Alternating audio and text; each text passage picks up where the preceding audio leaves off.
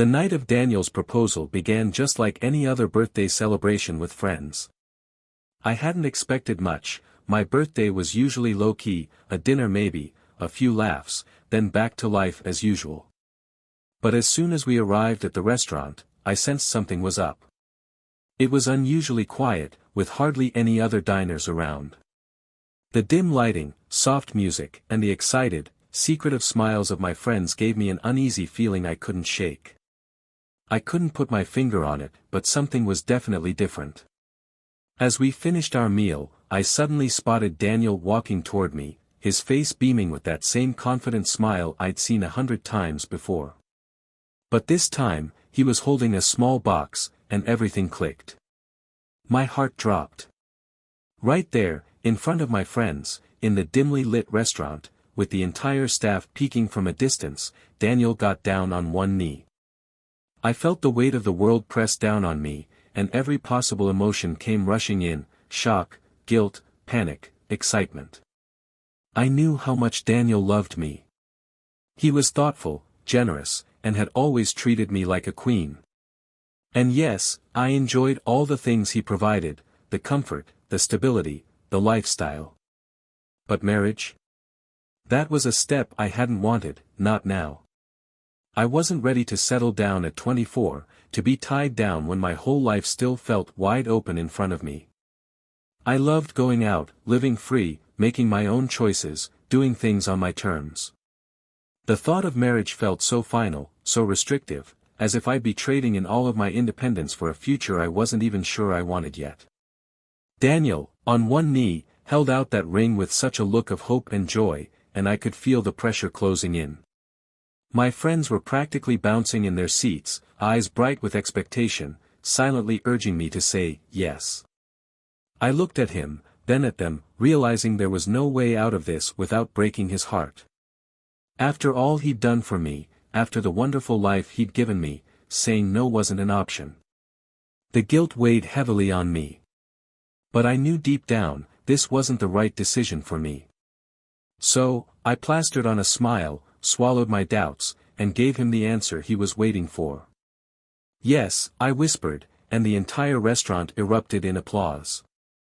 Daniel pulled me into a tight embrace, his joy overflowing. The moment felt surreal, like I was watching myself from the outside, playing a role I hadn't chosen. My friends crowded around us, their faces lit with excitement. I did my best to smile and laugh, pretending to be as happy as everyone else. Yet as the night wore on, that hollow feeling stayed with me. The weight of that ring on my finger seemed heavier than it should. Every time I glanced at it, I couldn't shake the feeling that I'd just set my own trap.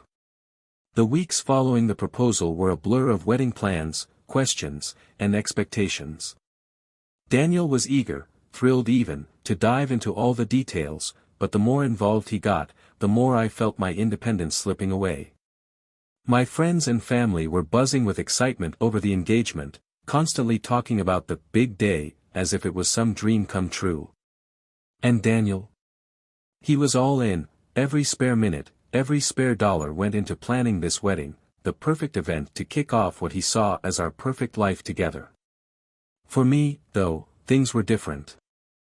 I loved the life we shared, the dinners at upscale restaurants, weekend getaways, the shopping sprees where I didn't have to glance at a single price tag. Daniel took care of everything, and being with him brought a kind of effortless luxury I'd never had before. I'll admit, I'd grown used to it. I liked the feeling of security, the sense that I could ask for anything, and it would just appear. But marriage? That was a whole different commitment. I wanted the perks, sure, but I didn't want the strings that came with them. As the wedding preparations got underway, Daniel spared no expense. He hired an event planner to handle every detail, from the venue to the floral arrangements, and even sent me swatches of fabric for my approval. My friends thought I was the luckiest woman alive, that I'd found this prince of a man who was giving me the wedding every girl dreamed of. But each time someone squealed over dress fittings or cake tastings, I felt more and more trapped. Inside, I knew I wasn't ready. There was a part of me that wanted to call the whole thing off or at least push it back. I tried dropping hints to Daniel, suggesting we could take things slower, but he brushed them off. He thought I was just being modest or nervous. To him, this wedding was a dream come true, a chance to show the world how much we loved each other. But to me, it felt like I was signing my freedom away. As each day brought us closer to the wedding, I found myself avoiding any real involvement. I skipped dress fittings, claimed I was too busy to meet with the event planner, and brushed off my friends' enthusiasm with half-hearted smiles. Daniel took care of it all, thinking he was easing my stress, when in reality, he was just paving the way to a future I wasn't even sure I wanted. I kept telling myself I'd figure it out eventually, that maybe the wedding didn't have to mean the end of my independence. But every time I tried to talk to Daniel, his excitement drowned out my concerns. I was stuck, a guest at my own wedding. I smiled through it, trying to downplay the whole thing, but inside, all I wanted was for the day to be postponed, for some miracle to give me just a little more time to figure out what I actually wanted. The night of the party felt like any other celebration with Daniel's friends, who'd grown to accept me as part of their close-knit circle. Daniel loved to host, and this time he threw a small get-together to celebrate our engagement, marking 1 year and 2 months of being together, as he proudly announced to everyone. The place was alive with laughter, music, and drinks flowing freely, and, naturally, Daniel's friends came over to congratulate me, all smiles and genuine goodwill. At first, I stuck by Daniel's side, smiling and nodding as everyone congratulated us, but after a while, I drifted toward the lounge area to mingle and get away from the wedding talk. As soon as I reached for my third glass of wine, his friends joined me, playfully asking about the wedding plans. I wasn't in the mood for it, but I figured they'd expect me to say something, so I went along.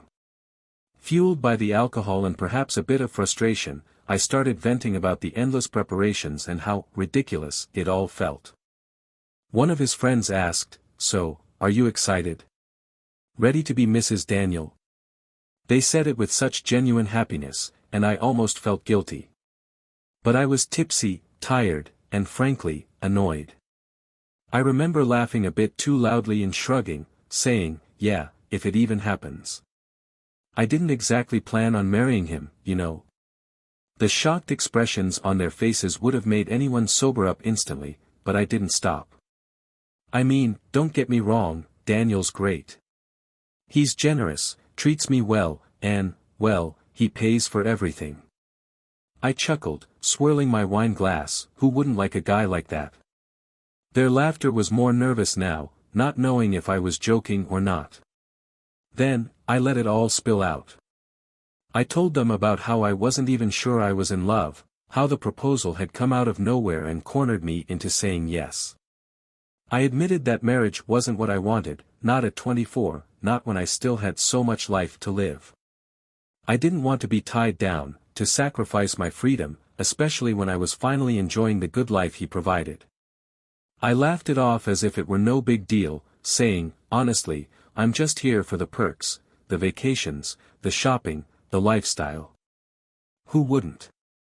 Their expressions said it all. What had started as casual banter had quickly spiraled into a confession none of them expected.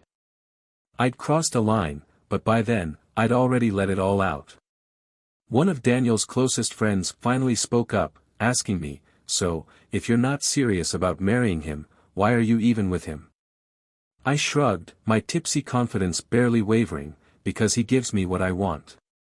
And if we do get married, well, there's always divorce, right?" I laughed, thinking I was being clever, but the look in their eyes wasn't amusement, it was something darker, disappointed even. They just stared, like they couldn't believe the words coming out of my mouth. After an awkward silence, they suggested we go back and join the rest at the pool. Everyone got up, leaving me alone in the lounge. I tried to brush it off, telling myself they wouldn't take me seriously. But part of me knew I'd said too much. The wedding day came faster than I'd anticipated, a whirlwind of activity that left me with barely a moment to breathe. From the moment I woke up, I was swept into a flurry of preparations, hair, makeup, a fitted gown that clung to me like a cage. Friends and family surrounded me, buzzing with excitement and snapping pictures, filling the room with laughter and congratulations. But deep inside, I felt hollow. The closer I got to the ceremony, the heavier the pit in my stomach grew. There were too many eyes on me, too many expectations, and I was too tangled in my own confusion to enjoy any of it. As we arrived at the venue, everything was perfect, just like Daniel had planned. Rows of white chairs, elegant flower arrangements, a soft melody playing in the background. It was the picture-perfect wedding, straight out of a magazine, exactly what he'd envisioned. My friends helped me adjust my veil as I prepared to walk down the aisle, and though I forced a smile for the cameras, I couldn't shake a gnawing sense of unease. It was almost like I was walking into something I couldn't see, a feeling I tried to dismiss as pre-wedding jitters. When I finally made my way down the aisle, I looked around, but there was no sign of Daniel. I assumed he was just running late, maybe dealing with some last-minute details. But as I reached the altar, the murmurs grew louder, and people exchanged confused looks. Then, as if on cue, the lights dimmed, and a large screen behind the altar flickered to life. My heart sank, unsure of what was happening, but nothing could have prepared me for what I was about to see. The video started with a clip of that party night at Daniel's place. There I was on screen, laughing with his friends, holding a glass of wine, speaking every single word I'd foolishly uttered. My heart stopped as I realized he had recorded everything. I watched, horrified, as my tipsy, careless words played back for everyone to hear. I could barely breathe as I heard myself confess to not wanting to marry Daniel, admitting I was only with him for his money and the lifestyle he provided, even joking about divorce before the wedding vows had been made. The crowd fell silent, each face staring at me in shock, horror, or outright disgust. Whispers started to ripple through the crowd, judgmental eyes fixed on me from all directions. I could barely comprehend what was happening, feeling my chest tighten with a mixture of terror and humiliation. Every face I saw was someone I knew, people I'd smiled at minutes before, now watching my shallow confession play out on the screen. The video cut to black, but before I could catch my breath, Daniel's face appeared. His expression was cold, hardened in a way I'd never seen. With a voice as sharp as a blade, he addressed me and the guests. I couldn't let this wedding happen without everyone knowing the truth. I loved you, Emily. I thought we were building a life together. But now, I can't stand the sight of you. He went on, exposing every lie, every selfish motivation I'd confessed. He told the guests that he refused to marry someone who saw him as nothing more than a bank account, who had planned an escape route from the beginning. The words were brutal, each one cutting through me like a knife. I stood there frozen, unable to look away, unable to do anything but watch as he dismantled everything. When the video ended, there was nothing but stunned silence. I wanted to run, to disappear, but my legs wouldn't move. I felt the weight of everyone's eyes on me, judging me, seeing me for who I truly was. The whispers grew louder, and soon guests began shaking their heads, some leaving their seats and filing out. I felt a sharp pang of shame and disbelief, like I'd been ripped open for everyone to see. I tried to find Daniel, to speak to him, to somehow fix this, but he was gone. My family, his family, all the people I knew stood there, watching me in stunned silence or leaving with looks of disgust. I had been completely exposed, betrayed, and abandoned in the most public way possible. As the last guests left, I was left alone, humiliated beyond anything I'd ever felt. The wedding I hadn't wanted had turned into a nightmare, and I was left standing in the ruins of my own choices. In the aftermath of the wedding, my life felt like it had come to a crashing halt. Everywhere I went, it was as if people were whispering about me, pointing and shaking their heads. Word spread fast about what had happened. It wasn't just my close circle who knew, but the entire town seemed aware of my humiliation. Even strangers gave me those knowing looks, some smirking, others staring with open judgment. I tried to ignore it, to pretend I didn't care, but I couldn't escape it. The reality of what had happened followed me everywhere, and I felt trapped in the scandal that had become my life. My family was devastated. My mom couldn't even look at me without her face falling, disappointment written all over her expression. She'd spent months excitedly planning for the wedding, bragging to her friends, and now she could barely speak to me. My dad's usual calm presence was clouded by his own frustration and hurt, and he made it clear he didn't approve of the choices I'd made. They both told me how ashamed they felt, how hard it was to face people in the community after everything had been exposed. I could feel their disappointment like a weight on my chest, reminding me every day of the life I'd ruined, not just for myself, but for them too. Things got even harder when I started looking for work. I needed something to pull myself together, some way to move forward, but each interview felt like walking into a trap. At first, I'd get a polite smile and some standard questions, but by the end, they'd shift in their seats, lean in a little, and ask something subtle but loaded, hinting that they knew exactly who I was. The rejections piled up, and each time, they told me that someone like me wasn't a good fit for their company. The word stung, and I'd leave, my head down, feeling the sting of judgment. The worst part was how the scandal had seeped into every corner of my life. Friends stopped answering my calls. People I'd known for years cut me off, wanting nothing to do with me now. The story had spread too far, and I had nowhere to hide. Even going to the grocery store felt like a nightmare. I'd see someone from my past life and feel their eyes linger just a second too long, hear the hushed voices as I walked by. I could practically feel their disdain, their satisfaction in seeing me brought low. Inside, I was falling apart. I couldn't sleep, couldn't eat without feeling sick. My mind was haunted by that wedding day, replaying it over and over, the horror and humiliation refusing to let go. I'd spend hours just staring at the ceiling, feeling like a shadow of who I used to be.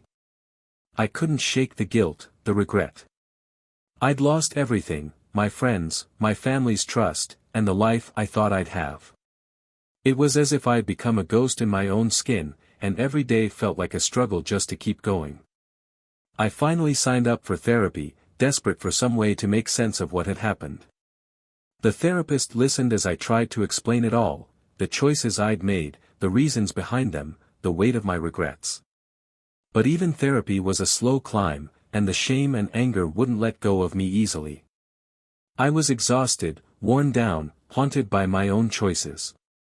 Every day is a reminder of the life I threw away. Rebuilding feels impossible. It's been months, but I still feel as raw as I did on that day, my wounds open and bleeding. Each time I step outside, it's a reminder that my mistakes are out there for everyone to see. The looks, the whispers, the disappointment in my family's eyes, they're all scars I can't escape, reminders of the future I lost and the life I shattered all by myself.